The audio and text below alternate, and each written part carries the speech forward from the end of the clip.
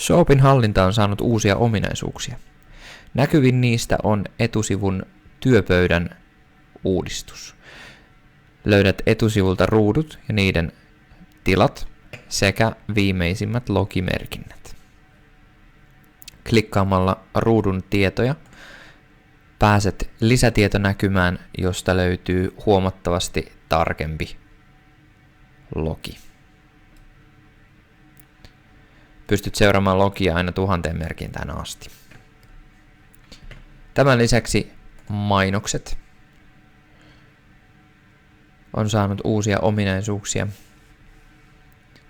Muun muassa pikalisäys uuteen kampanjaan. Löydät sen 3 pisteestä.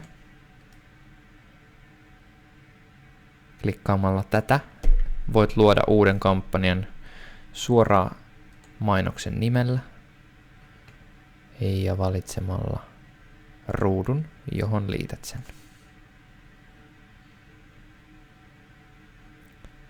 Kampanjat ovat saaneet uuden ominaisuuden pikanapin, jolla voit ottaa sen pois käytöstä. Pois käytöstä oleva kampanja näkyy harmaana ja voit taas pikaa ottaa sen käyttöön, jolloin se palaa normaaliin tilaan.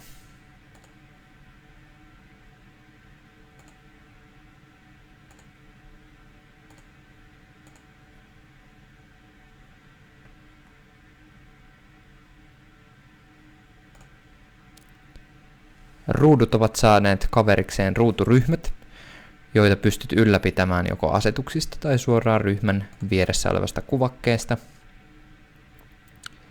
Uuden ryhmän lisäämällä voit yhdellä kertaa lisätä monta eri ruutua, myös eri tileistä kampanjoihin.